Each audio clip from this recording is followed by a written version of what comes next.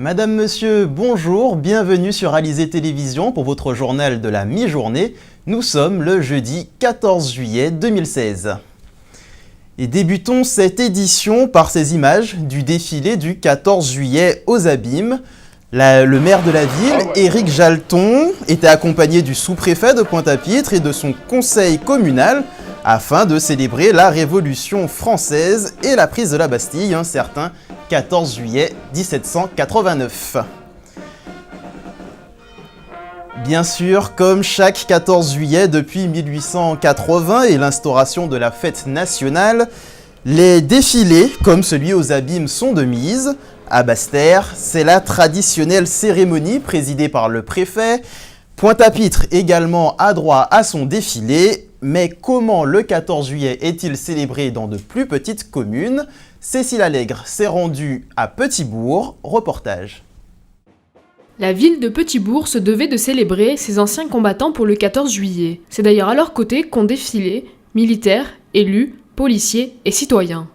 Car même dans les communes de plus petite taille, la commémoration de la prise de la Bastille reste un événement important. Ça, c'est une date vraiment précieuse et j'ai toujours participé à l'événement du 14 juillet, toujours présent. Et les gens ils participent beaucoup parce qu'on a la fanfare et tout.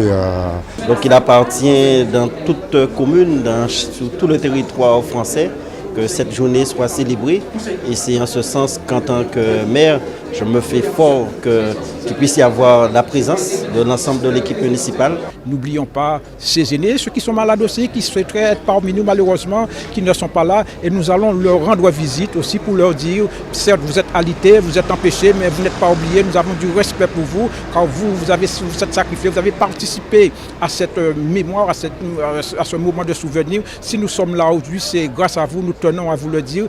C'est sous un soleil de plomb que l'hommage a eu lieu devant le monument aux morts. Au-delà de ce jour très particulier, c'est surtout l'occasion pour chacun de se rappeler l'impact de l'action menée par ces anciens militaires ou policiers durant la guerre. C'est aussi l'occasion à chaque fois, à travers le 14 juillet et les autres commémorations, de rappeler qu'ils ont su contribuer pour la nation et la République au-delà même de la dimension de Petit-Bourg. C'est à nous aussi de véhiculer cette image, de transmettre aussi cette mémoire, cette notion à nos jeunes. Et c'est le rôle des anciens combattants d'aller dans les établissements scolaires et de participer aussi à la vie éducative, à la vie citoyenne. Et vous le constatez de plus en plus, nous parlons de civisme, nous parlons de démocratie et l'éducation nationale joue pleinement son rôle. Pour tous les citoyens présents, c'est aussi l'occasion de s'interroger sur l'histoire de son pays et de remettre en avant l'idée de mémoire.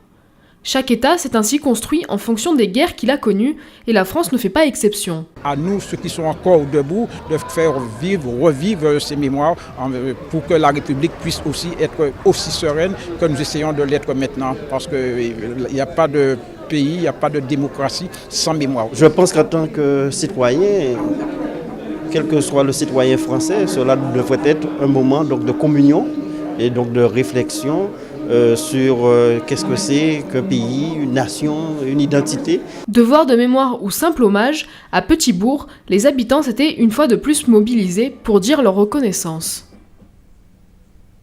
Voilà pour Petit-Bourg, mais dans l'imaginaire collectif, le 14 juillet, c'est avant tout le défilé à Paris sur les Champs-Élysées en présence du président de la République.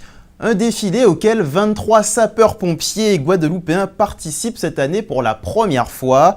En tout, ils seront 80 pompiers des services départementaux d'incendie et de secours de Guadeloupe, Martinique, Guyane, La Réunion et Mayotte. Une première qui a nécessité plusieurs semaines d'entraînement jusqu'au jour J. Muriel Barlagne a suivi l'un d'eux avant le départ des pompiers guadeloupéens. Reportage.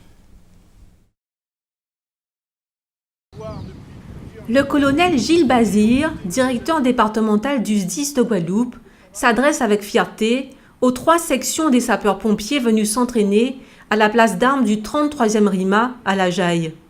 Pour la première fois, 2 d'entre elles marcheront à Basse-Terre pour le 14 juillet. Ce même jour, c'est à Paris, aux Champs-Élysées, que la 3e section défilera. Aux côtés des autres départements d'outre-mer, la Martinique, la Guyane, la Réunion et Mayotte, Elle fera partie du bataillon des sapeurs-pompiers de France. Il se trouve que cette représentation des sapeurs-pompiers est assurée de manière tournante par ce qu'on appelle les zones de défense, qui sont des groupes de départements au plan national. Et le tour de l'ensemble des zones avait été fait. Il ne restait que la zone outre-mer. Et donc la question a été posée pour savoir si les présidents de conseil d'administration étaient favorables à cette idée-là, parce que ça représente quand même un engagement des hommes, quelques dépenses, etc. Les présidents ont tous répondu favorablement, et donc nous voilà embarqués dans cette très belle aventure d'un défilé du 14 juillet sur les Champs-Élysées. Les participants au défilé ont été soigneusement sélectionnés. Ils s'entraînent depuis le mois de janvier. Alignement en colonne et en rangée, position des bras et des jambes, rythme, tout est passé au crible pour un résultat irréprochable. Un tel événement exige une préparation sérieuse qui n'est pas uniquement physique. D'abord, intellectuellement, il faut avoir envie d'y aller, il ne faut pas que ce soit une contrainte. Et tous ceux qui sont désignés pour y aller étaient volontaires. Ensuite, matériellement, il faut prévoir un certain nombre de choses, des déplacements, de l'hébergement, de la nourriture, etc. Et puis enfin, professionnellement, puisqu'il faut également se préparer à défiler, remettre à l'ordre du jour la pratique de ce qu'on appelle l'ordre serré, c'est-à-dire défiler en sections constituées. Ça demande quand même un peu d'entraînement pour réagir instantanément aux ordres, pour surveiller les distances entre les différents détachements, avancer régulièrement. Le 14 juillet prochain, à Paris, il faudra partir de l'Arc de Triomphe pour aller à la tribune présidentielle, juste avant la Légion étrangère. 12 minutes de marche pour une distance d'environ 900 mètres. L'importance de l'événement n'a pas échappé aux principaux intéressés, tous honorés de pouvoir porter haut les couleurs du SDIS lors de ce défilé. On a beaucoup de concentration, un peu de stress aussi, du bien faire. Et ce que ça représente pour moi, c'est un grand honneur de pouvoir représenter la Guadeloupe au niveau national et de pouvoir défiler au sein du groupement du SDIS Guadeloupe. C'est une opportunité déjà pour sapeur-pompier d'être désigné porte-drapeau au sein de son service. C'est une fierté et pour cet agent, c'est un honneur également. Alors pour moi, qui suis engagé entièrement dans ma profession et dans la vie civile, pour moi, comme je l'ai dit, c'est tout un honneur. Le 30 juin, les différentes équipes de l'Outre-mer se retrouveront sur le site de l'École nationale pour une semaine d'entraînement intensif avant la répétition générale qui, elle, aura lieu à Satori avec l'ensemble des sections défilantes. Et qui dit 14 juillet dit aussi ouverture de la chasse aux oiseaux. Tenues de camouflage, fusils et détonations sont au rendez-vous depuis ce matin. Mais rappelons que la chasse est réglementée et que certaines espèces bénéficient d'un quota de prise par chasseur, voire d'une interdiction totale de chasse.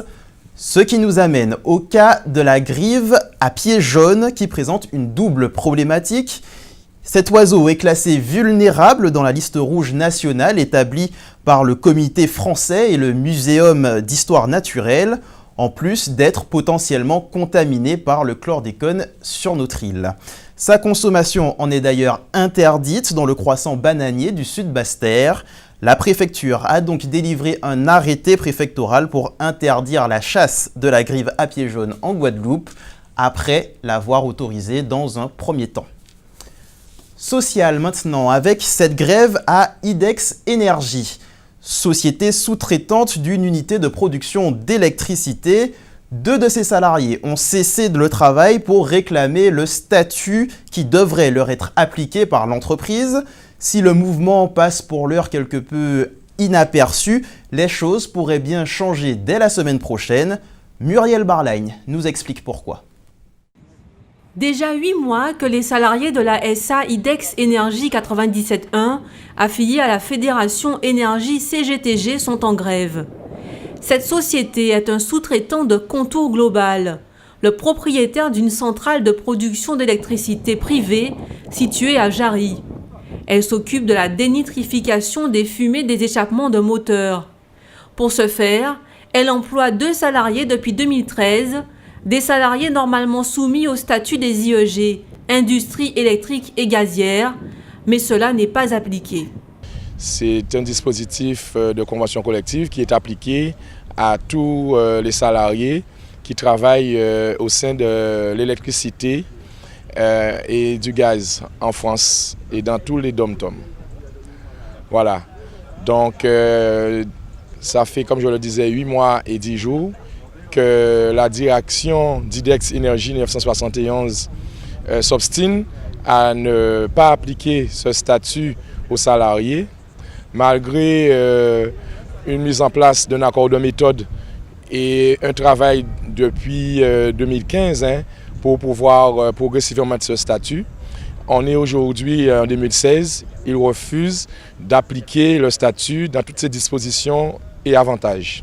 Pour continuer à faire fonctionner la centrale, les dirigeants de l'entreprise font appel à des agents d'une autre filiale non soumis au statut des IEG, ce qui a jeté de l'huile sur le feu.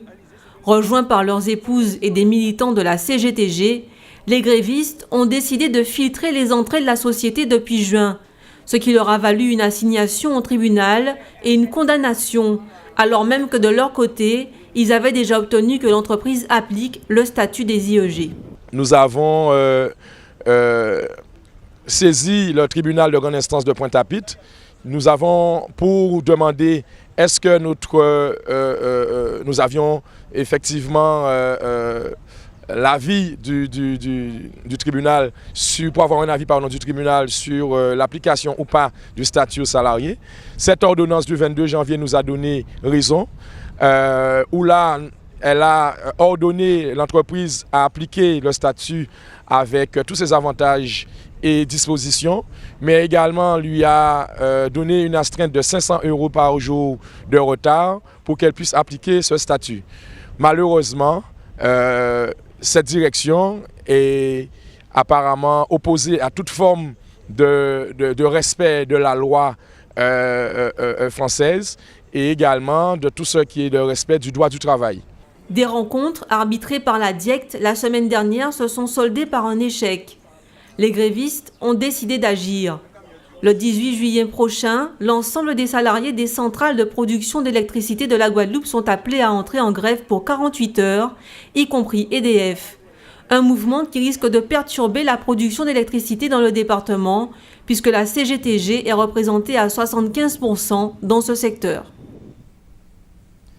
Place à notre tour d'horizon de l'actualité dans notre grande région, au programme notamment Antigua et Porto Rico. Embarquement pour votre rendez-vous Caraïbes. Uber, la multinationale américaine de covoiturage, se développe dans les Caraïbes. Après son installation l'an dernier à Santo Domingo, la société a officiellement lancé ses opérations à Puerto Rico. Nous sommes fiers de notre arrivée à Puerto Rico avec ses rues chargées d'histoire et ses nombreuses attractions touristiques, a indiqué la compagnie dans un communiqué.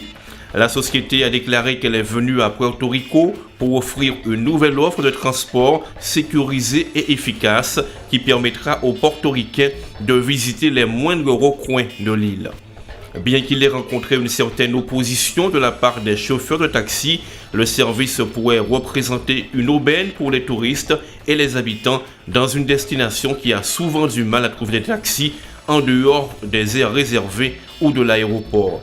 Des milliers de conducteurs auraient signé pour collaborer avec Uber avant même son lancement. Uber n'a pas officiellement annoncé son intention de se développer sur d'autres marchés des Caraïbes. Les professionnels du tourisme de Porto Rico n'ont pas encore commenté le lancement et l'impact potentiel de ce nouveau service sur le tourisme.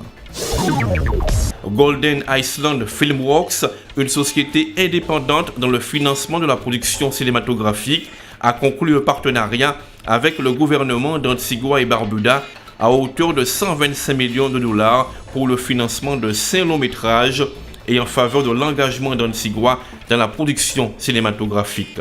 L'entreprise nouvellement créée est gérée par le producteur américain Rudy Langlais, qui est d'ailleurs né dans les Antilles en collaboration avec des partenaires des Caraïbes. Bienvenue à l'aube de cette nouvelle journée dans l'histoire de ma nation, des Caraïbes et du cinéma. Vous participez à la transformation d'Antigua et Barbuda en qualité de future puissance économique des Caraïbes grâce à la puissance et à l'art du cinéma, a lancé Gaston Brown, le Premier ministre d'Antigua et Barbuda. Le dispositif prend appui sur un modèle de financement révolutionnaire qui utilise les fonds générés par le programme d'investissement des citoyens d'Antigua pour alimenter l'enveloppe de 125 millions de dollars. Les premiers longs métrages sont budgétisés entre 20 et 85 millions pour un budget cumulé de 250 millions.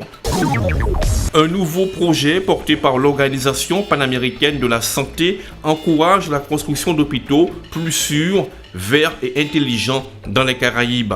Près de 7 hôpitaux sur 10 en Amérique latine et dans les Caraïbes sont situés dans des zones sujettes aux catastrophes, d'où l'obligation de veiller à ce qu'ils puissent fonctionner en cas de catastrophe. Le programme Smart Hôpitaux, en partenariat avec l'Organisation mondiale de la santé, a récemment lancé une nouvelle phase de ciblage de 12 hôpitaux en Dominique, à Grenade, à Sainte-Lucie et à Saint-Vincent. Les catastrophes naturelles peuvent avoir un impact majeur sur le secteur de la santé et sur la vie des gens, et nous devons veiller à ce que les établissements de santé soient conçus pour résister à ces catastrophes tout en étant respectueux de l'environnement, a déclaré Dana Van Alphen, coordinateur du programme. Un bonus est constitué à travers le fait que les hôpitaux qui participent à ce programme voient leur coût d'exploitation diminuer et qu'ils génèrent moins de pollution. Selon l'Organisation panaméricaine de la santé, un hôpital dit intelligent associe sécurité structurelle et opérationnelle avec des interventions vertes pour un rapport coût-bénéfice raisonnable. Ouvrons notre page des sports à présent avec cette bonne nouvelle pour 3 athlètes antillais. Dimitri Bascou, récent champion d'Europe et de France du 110 mètres haies. Willem Bellossian, 3e des derniers championnats d'Europe, et Pascal Martineau-Lagarde, qui détient le record de France en 12,95 de la discipline, ont été sélectionnés pour participer aux Jeux Olympiques de Rio. Les 3 hurdlers possèdent de solides références au niveau mondial et représentent l'une des meilleures chances de médaille pour la France à ces Jeux de Rio. La 5e étape du Tour de Guadeloupe à la voile traditionnelle est en cours. Les embarcations ont quitté Terre de Haut ce matin pour rejoindre la plage de la Datcha au Gosier. Hier, entre Capesterre-Belle-Eau et les Saintes, c'est le champion en titre Marcelin Wilbon sur l'éleveur qui s'est imposé. Il a devancé Jean-Félix Forbin et Claude Tellier. Au général, c'est toujours Guillaume Aubert qui mène la flotte sur Rafale 2 devant Wilbon Marcelin et Claude Tellier, toujours lui. En Martinique, la 6e étape du Tour cycliste international rallie la commune de Trinité à celle de Ducos en ce moment. Une étape longue de 106 km. Hier, les locaux ont signé un triplé avec la victoire de Yolande Sylvestre devant Brandon Barret-Ajax et Axel Carnier. Au général, Ronald González Escalante conserve son maillot jaune. Cédric Eustache et Jonathan Salinas complètent le podium. Le premier Guadeloupéen Boris Carène est lui 5e de cette course. Hier, il ne fallait pas manquer la fête du cinéma au cinéma d'Arbaud de Basse-Terre et au Rex de Pointe-à-Pitre. Une vingtaine de films, des animations, des jeux et surtout des tarifs réduits. Séance de rattrapage avec Cécile Allègre. Le 7e art est à l'honneur avec la fête du cinéma. Tradition ou pas, tout le monde est convié. Le Rex de Pointe-à-Pitre accueille aujourd'hui tous les publics à la recherche de sensations cinématographiques. Et les places à 5 € déplacent les foules. C'est donc le moment idéal pour sortir en famille. C'est une journée spéciale avec un tarif réduit, donc c'est surtout pour cela qu'elle est intéressante. Et nous proposons plusieurs films, nous avons au moins 20 films à l'affiche. Donc nous proposons des films toute la journée, les séances se multiplient et les clients ils aiment bien venir, revenir et passer une journée au cinéma. Les Guadeloupéens profitent de cet événement pour partager leur passion du cinéma dans la convivialité. Entre amis ou en famille, toutes les générations sont présentes. Ce qui m'a poussé, c'est qu'il y a déjà Ninja Tortue et puis c'est assez curieux les tarifs réduits. Ils auraient pu faire ça plus souvent quand même.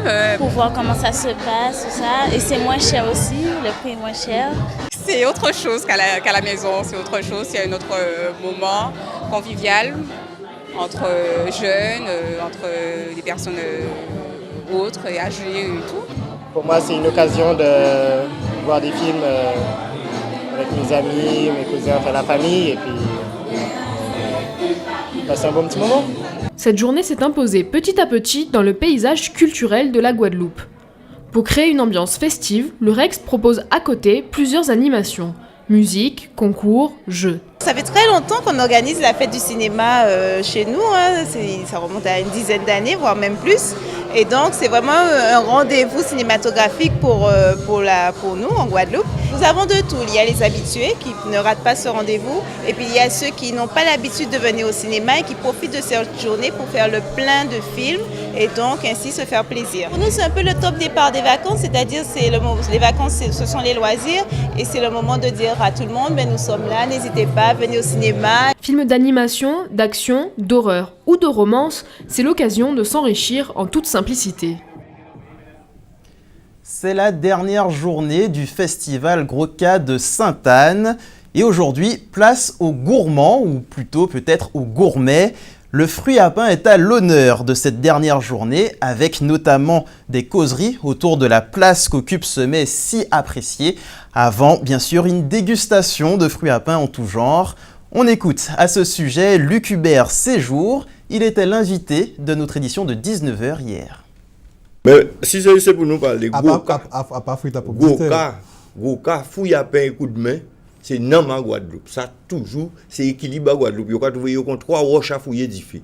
En qui garde bien dans le festival Gros-Cas là, tous ces gens qui travaillent en festival Gros-Cas là, pas pour eux, ils là pour hack. C'est coup de main. C'est bien qui toujours nourrit non ma Guadeloupe. Coup de main, Gros-Cas et fouille à pain. Et fouille à pain nourrit nous, corps en nous, Gros-Cas nourrit l'esprit en nous. Hein? Et coup de main nourrit solidarité en nous. Hein? Et il y a pas nous cochon nous aussi. Oui, vous savez, dans l'esprit, nous, c'est rien qui peut me dire qui te fait fuite. Mais moi, un plaisir, pas là pour mentir, c'est pas d'avoir monté à un jour à Babad.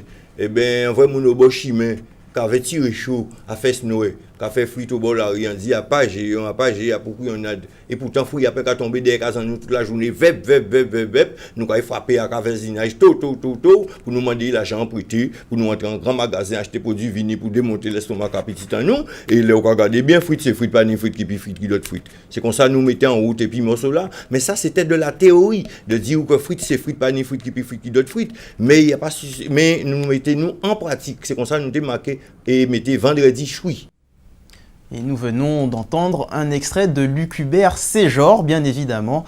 Il était l'invité du 19h hier soir pour nous parler de cette dernière journée du festival Gros-Cas à Sainte-Anne. Quelques mots sur la météo de cet après-midi. Du soleil et encore du soleil. De Basse-Terre à Anse-Bertrand, en passant par Marie-Galante ou la Désirade, le soleil sera la star de ce 14 juillet. C'est la fin de cette édition. Dans un instant, vous retrouvez la Minute Sport d'Éric Pommier, suivie de Recherche Appartement. Quant à moi, je vous retrouve ce soir 19h pour un nouveau point sur l'actualité locale et régionale. Bon appétit si vous passez à table, bonne fête nationale et passez une excellente après-midi sur Alizé TV.